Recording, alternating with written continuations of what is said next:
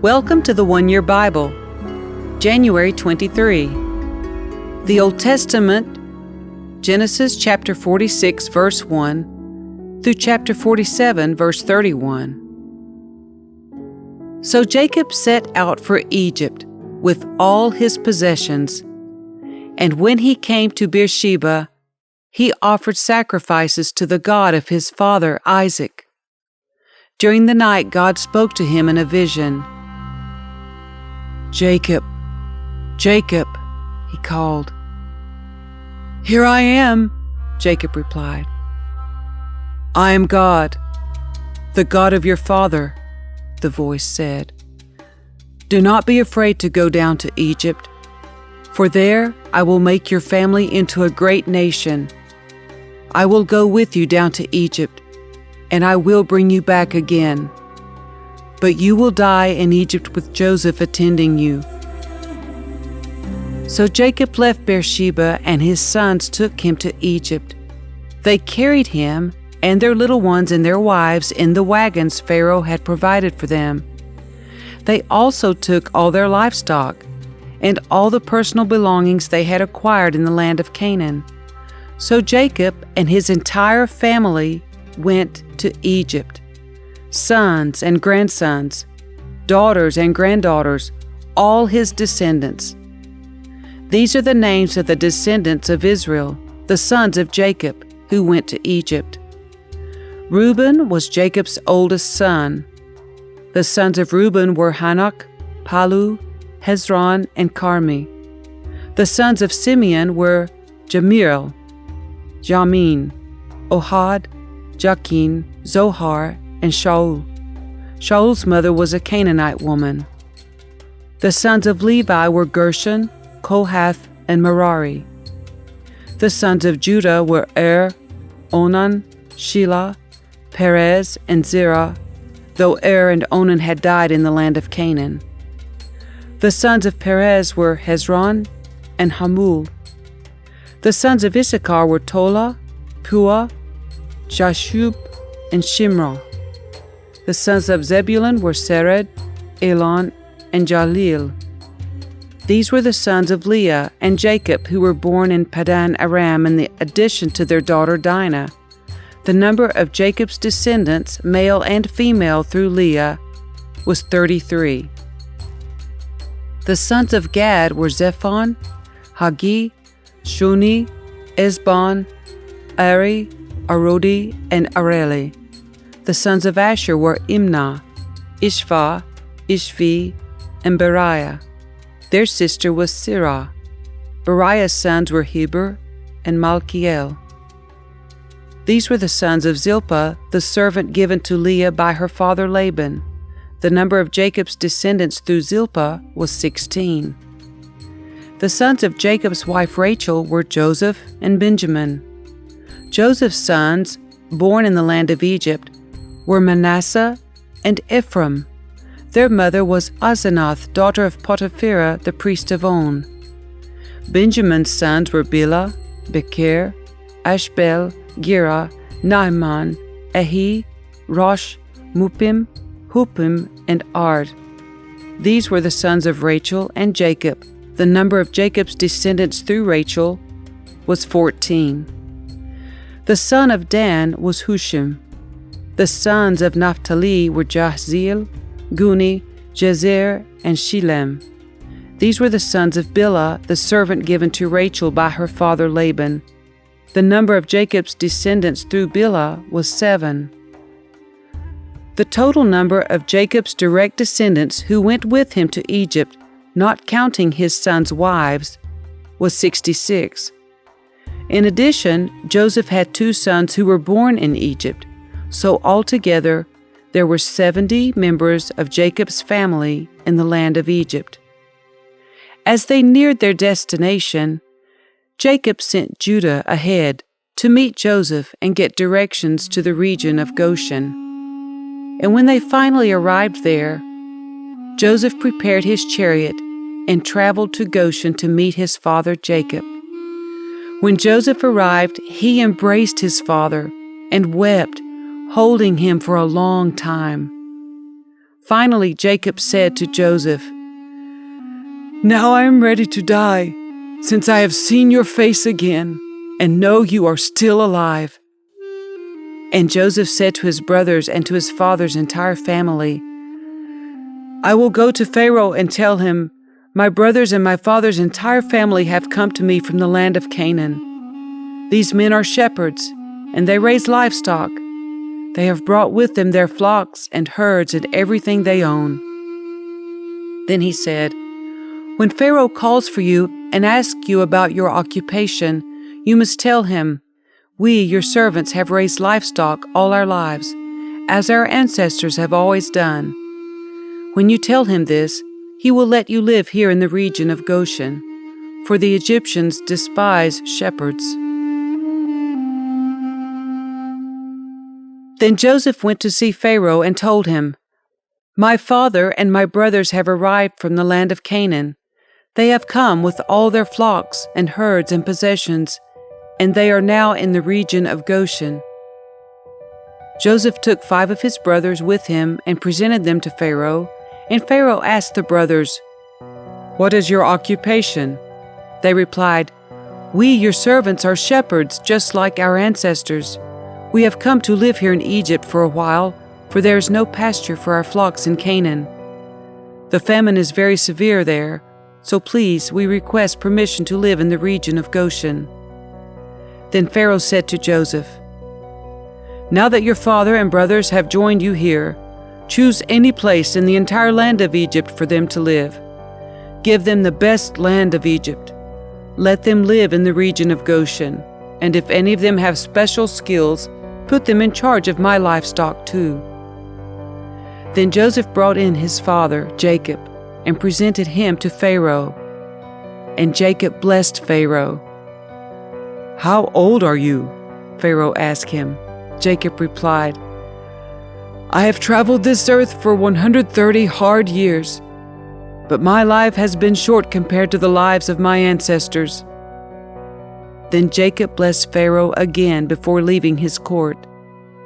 So Joseph assigned the best land of Egypt, the region of Ramses, to his father and his brothers, and he settled them there, just as Pharaoh had commanded. And Joseph provided food for his father and his brothers in amounts appropriate to the number of their dependents, including the smallest children. Meanwhile, the famine became so severe that all the food was used up, and people were starving throughout the lands of Egypt and Canaan. By selling grain to the people, Joseph eventually collected all the money in Egypt and Canaan, and he put the money in Pharaoh's treasury. When the people of Egypt and Canaan ran out of money, all the Egyptians came to Joseph. "Our money is gone," they cried, "but please give us food or we will die before your very eyes." Joseph replied, "Since your money is gone, bring me your livestock. I will give you food in exchange for your livestock." So they brought their livestock to Joseph in exchange for food. In exchange for their horses, flocks of sheep and goats, herds of cattle and donkeys, Joseph provided them with food for another year. But that year ended, and the next year they came again and said, "We cannot hide the truth from you, my lord. Our money is gone, and all our livestock and cattle are yours. We have nothing left to give but our bodies and our land. Why should we die before your very eyes? Buy us and our land in exchange for food. We offer our land and ourselves as slaves for Pharaoh. Just give us grain so we may live and not die, and so the land does not become empty and desolate." So Joseph bought all the land of Egypt for Pharaoh. All the Egyptians sold him their fields because the famine was so severe, and soon all the land belonged to Pharaoh. As for the people, he made them all slaves, from one end of Egypt to the other. The only land he did not buy was the land belonging to the priests. They received an allotment of food directly from Pharaoh, so they didn't need to sell their land. Then Joseph said to the people, "Look, today I have bought you and your land for Pharaoh. I will provide you with seed so you can plant the fields. Then when you harvest it, 1/5 of your crop will belong to Pharaoh. You may keep the remaining 4/5 as seed for your fields and as food for you, your households, and your little ones." "You have saved our lives," they exclaimed. "May it please you, my lord, to let us be Pharaoh's servants." Joseph then issued a decree still in effect in the land of Egypt that Pharaoh should receive 1/5 of all the crops grown on his land. Only the land belonging to the priests was not given to Pharaoh. Meanwhile, the people of Israel settled in the region of Goshen in Egypt. There they acquired property, and they were fruitful, and their populations grew rapidly. Jacob lived for 17 years after his arrival in Egypt, so he lived 147 years in all. As the time of his death drew near, Jacob called for his son Joseph and said to him, "Please do me this favor. Put your hand under my thigh and swear that you will treat me with unfailing love by honoring this last request. Do not bury me in Egypt. When I die, please take my body out of Egypt and bury me with my ancestors." So Joseph promised, "I will do as you ask."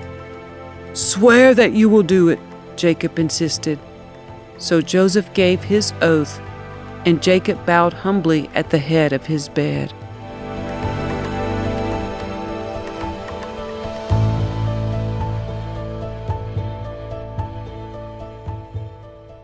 The New Testament reading, Matthew chapter 15, verses 1 through 28. Some Pharisees and teachers of religious law now arrived from Jerusalem to see Jesus. They asked him, "Why do your disciples disobey our age-old traditions? For they ignore our tradition of ceremonial hand-washing before they eat." Jesus replied, "And why do you, by your traditions, violate the direct commandments of God? For instance, God says, 'Honor your father and mother,' and 'Anyone who speaks disrespectfully of father or mother must be put to death.'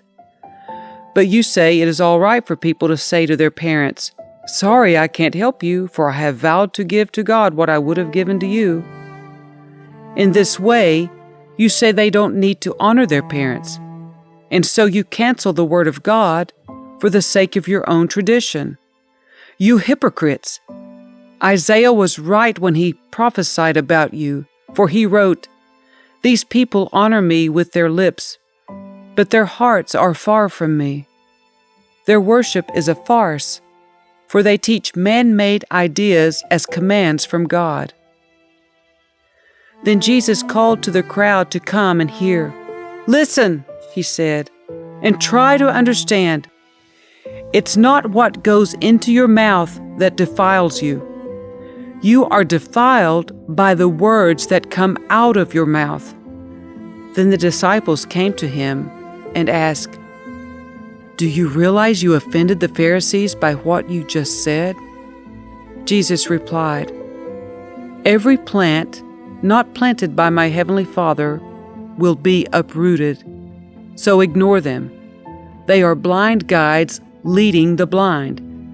And if one blind person guides another, they will both fall into a ditch." Then Peter said to Jesus, "Explain to us the parable that says people aren't defiled by what they eat." "Don't you understand yet?" Jesus asked. "Anything you eat passes through the stomach and then goes into the sewer. But the words you speak come from the heart. That's what defiles you.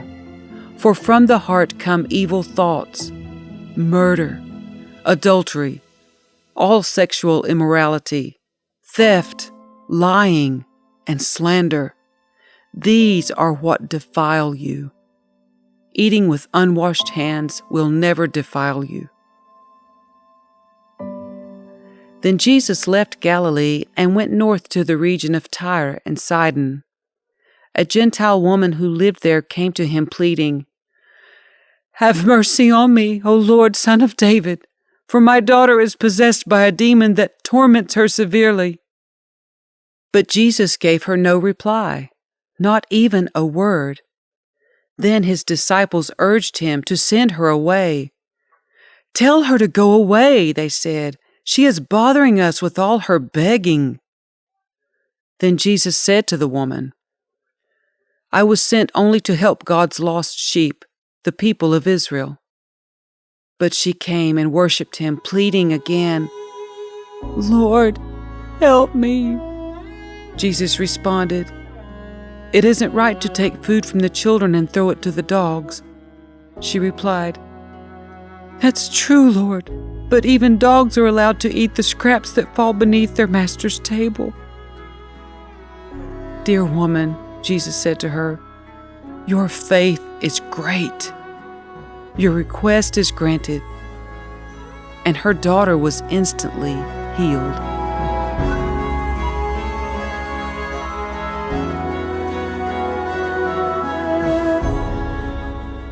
Psalm 19, verses 1 through 14. The heavens proclaim the glory of God. The skies display his craftsmanship.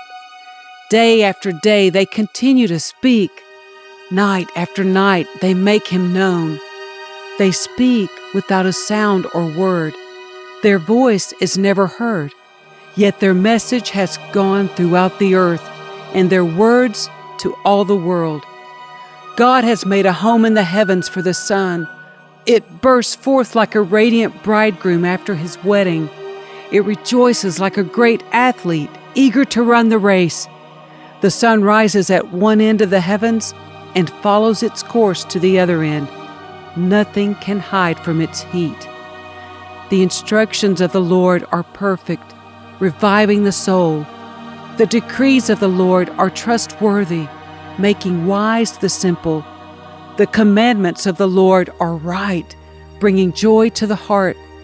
The commands of the Lord are clear, giving insight for living. Reverence for the Lord is pure, lasting forever.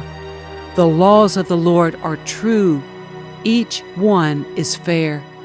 They are more desirable than gold, even the finest gold. They are sweeter than honey, even honey dripping from the comb. They are a warning to your servant, a great reward for those who obey them. How can I know all the sins lurking in my heart? Cleanse me from these hidden faults. Keep your servant from deliberate sins. Don't let them control me. Then I will be free of guilt and innocent of great sin. May the words of my mouth and the meditation of my heart be pleasing to you, O Lord, my rock and my redeemer.